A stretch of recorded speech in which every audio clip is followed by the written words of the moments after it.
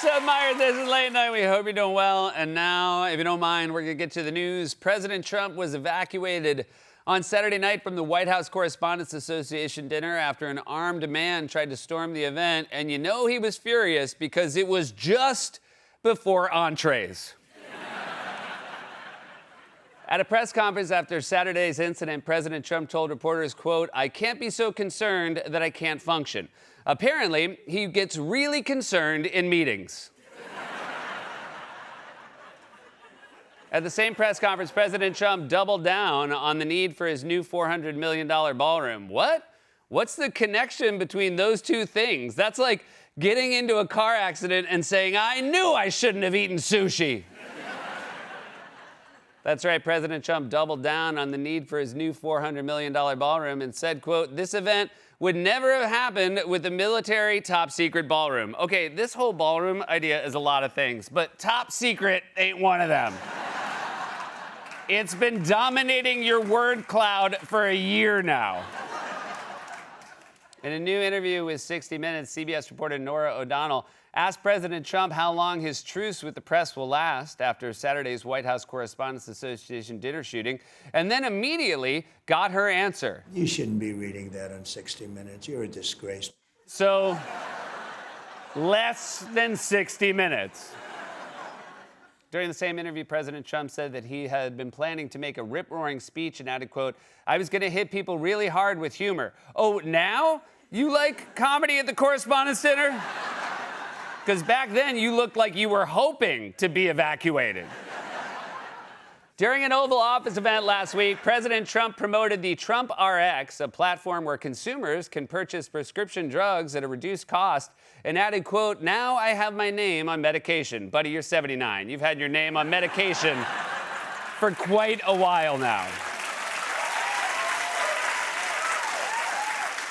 The burger chain Steak and Shake announced last week that they've hired a chief Make America Healthy Again officer. So now, when you order steak, make sure to specify the animal.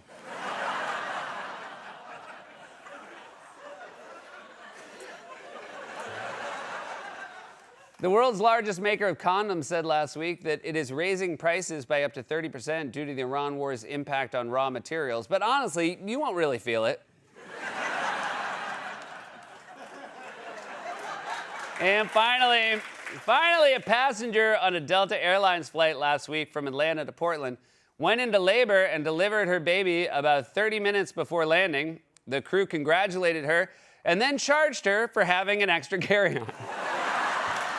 And that was a monologue, everybody. We're off and running. We got a great show for you tonight. She's a fantastic actress, you know, from movies like If I Had Legs, I'd Kick You and Bridesmaids, as well as shows like Damages and Physical. You can see her on Broadway, where she's starring in Fallen Angels, playing at the Todd Haynes Theater through June 7th. Rose Byrne is here, everybody. So happy. Our friend Rose is back.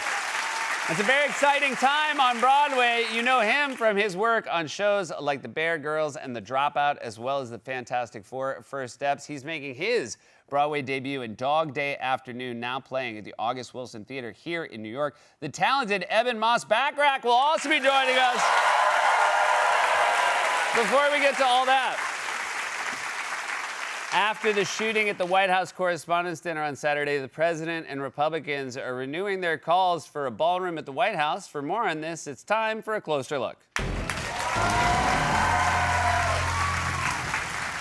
First of all, we just want to start by saying that we're relieved and grateful that everyone is safe, and we also want to extend our thanks to law enforcement on the scene who reacted swiftly to protect everyone. CNN's Wolf Blitzer happened to be nearby when gunfire broke out and described in detail how quickly officers reacted. After they served the appetizers, I walked out to simply go to the men's room, but you have to walk up these stairs and walk out, and which I was doing.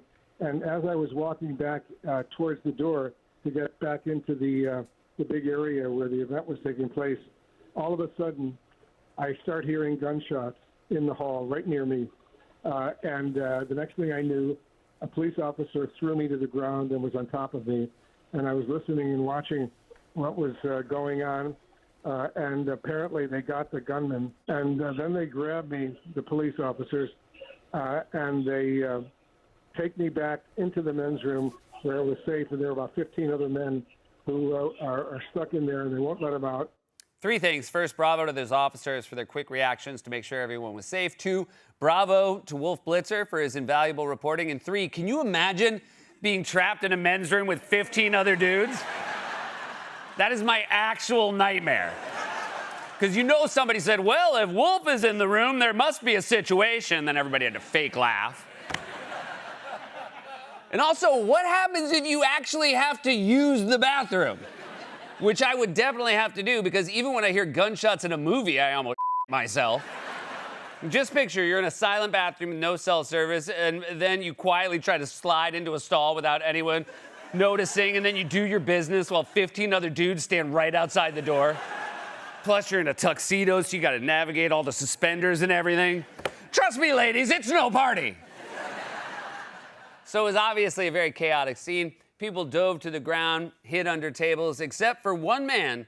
See if you can spot him. J.D. Vance in that room, naturally the President of the United States. And as John mentioned, the White House Correspondents' Dinner is where we are presently broadcasting from. New meme just dropped. Remember that dude mowing his lawn in front of the tornado? We should add the salad man. Or we could update the Everything is Fine dog. This is incredible. Everyone's diving under tables. My man's just going to town on his burrata salad. Not just any burrata salad, a hotel ballroom burrata salad. The only downside was that after he finished his burrata, he couldn't use the bathroom. You know, because there were already 15 guys in there. Of course, knowing him, he'd probably walk in anyway saying, "What's up, losers? How's the bathroom party?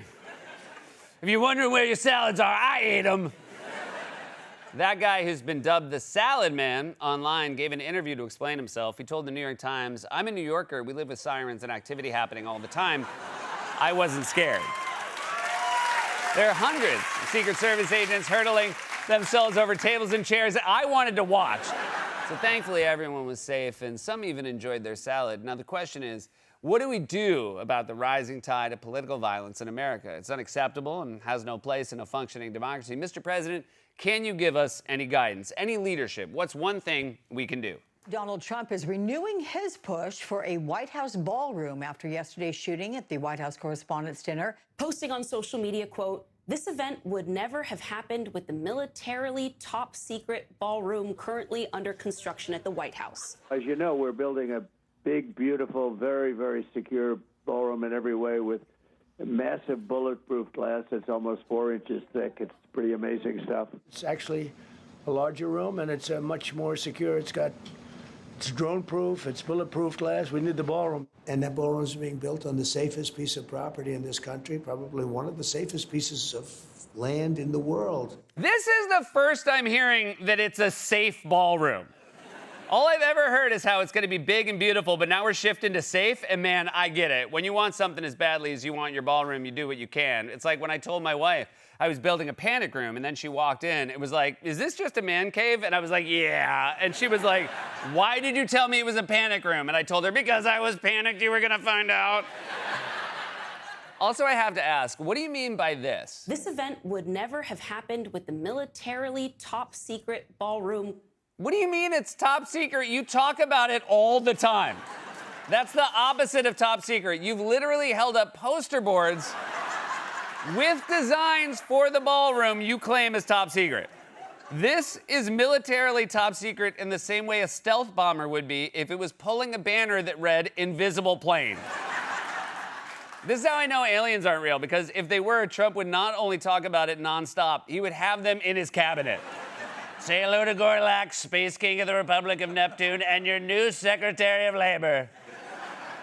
Also, I have to ask about this part of the president's post. I just want to flag a Truth Social that just came from President Trump.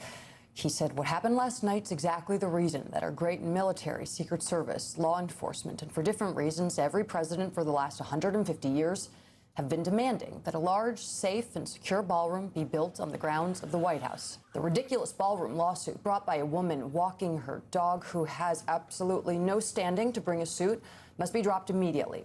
What does he mean by a woman walking her dog? Well, they're a nonprofit called the National Trust for Historic Preservation, and they sued because Trump didn't get congressional approval. And in all the hubbub about whether we need a ballroom or don't need a ballroom, let's not forget that if he just followed the law, he might get the thing. The guy came from New York real estate, and he thought he could build a ballroom without the permits? I'm on year 3 of trying to get my co-op board to approve my new doormat. It's a pillow that I can sleep on when my wife locks me out after I day drink with pop stars half my age.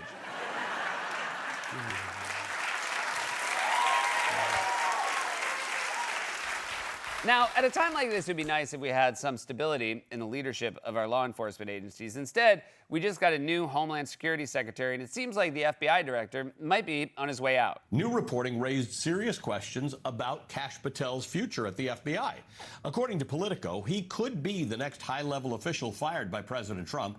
Politico is citing a senior White House official in its reporting, and according to that White House official who spoke to Politico, quote, Trump is fed up with the level of distraction, end quote. I've never been less shocked by a potential firing. I was so not shocked that when I heard that, I kept eating my burrata salad.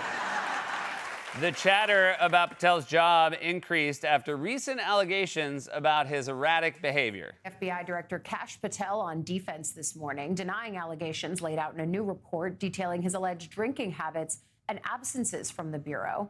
This article in The Atlantic cites more than 24 people, including unnamed current and former FBI officials, who allege excessive drinking and erratic behavior, described as, quote, freakouts from Patel. In Kash Patel's FBI, the F stands for freakouts, the B stands for beer, and the I look shocked. So now Patel's desperately trying to keep his job by slathering praise all over Trump whenever he's on TV. First and foremost, I want to remind your audience of President Trump's leadership, literally courage under fire that evening at the press conference to announce to the world and be as transparent as possible. He's assembled the greatest law enforcement team that I've ever seen. You saw the best resolve of American law enforcement because you, Mr. President, inspire them 24/7, 365. You give them the resources that they need, and they know that you have their back. If you're not drinking, it sounds like you are. Mr. President, sir, I love you so much, sir. You're the best, sir. You're the best. I love the out of you, sir. Political violence is unacceptable. It has no place in a functioning democracy. It would be nice if our politicians could lead by example and provide solutions for keeping all Americans safe. Instead, the president and his party seem focused on telling the world about his militarily top secret ballroom. This has been A Closer Look.